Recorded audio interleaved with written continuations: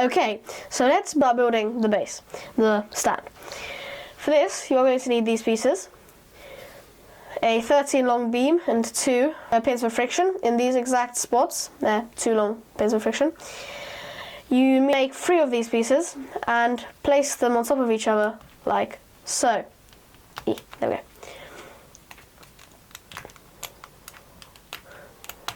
Then you create another one, another 13 long lift arm, 2 pins with friction, except this time 1 further, and place it on it again. And now, if you want to double check, you should have 7 holes and then the start of the next beam. Then you will take these pieces, which are 2 pins with friction and axle holder at the end, and a pin with friction on a 3x5 lift arm, and then you place them in like so in this exact position.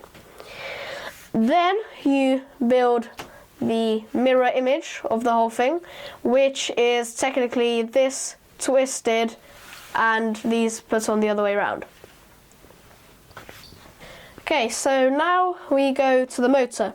For this, we are going to be using a LEGO Power Functions L motor and power box, battery box, that's it, and these pieces. So you're going to have to create 4 of these pieces, which consist of a 7 long lift arm and 2 pins with friction. They are placed in like so. You make 4 of those, as I said, and then you take your motor and you add them on the sides, like so.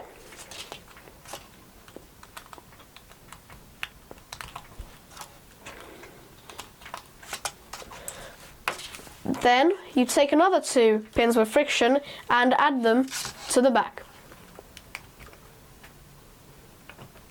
Then you simply get your battery box and connect the motor to it. As you can see, it works now. And then, if you want, you can connect the battery box to your motor. Okay, so now for the engine. Now, if you don't have these pieces, then you can use just a very long axle instead. It just makes it look cooler. So, first of all, you're going to need to make 4 of these pieces. These are just simple pins with friction in these holes, and add it to this piece, like so. And repeat that 4 times to have 4 in a row, like so. Then make the things that go inside it by making these pieces, with this piece connecting to a 2 long axle, connecting to this piece, which the axle holds this, and technically you just have to make so use this piece, 2 long axle, and that again, and put it on the opposite way so that it's like that. Then the exact same piece again, just the other way around. So again, opposite, so it's making a squiggly line. And then just using a 2 long axle, placing it into this piece, which holds this piece on it, you put that the opposite direction onto this again. So essentially it makes a squiggly line. Then slot them in to this. Take these off and then put them back on, with the pieces now actually in the thing, like so. Now, using 1 pin with friction, the last pin with friction you're going to place into this hole here, the center hole.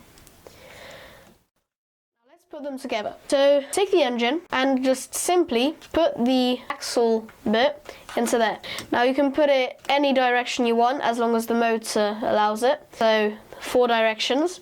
I'm going to put it in this direction for this video. Make sure that the axle goes into the motor properly. So now if I turn it on, it works. Now take the base pieces and just simply using these 2 pins of friction connect it to the legs of the motor, which we added on. And then, same with the other side, you just place it on.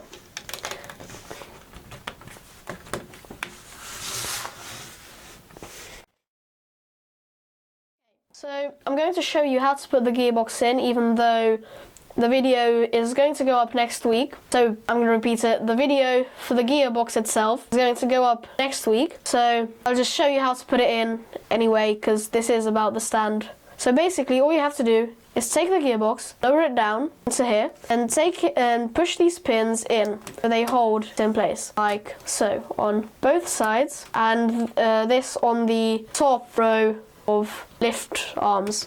And then you just connect it here, and then you're done. That is the gearbox and the stand together.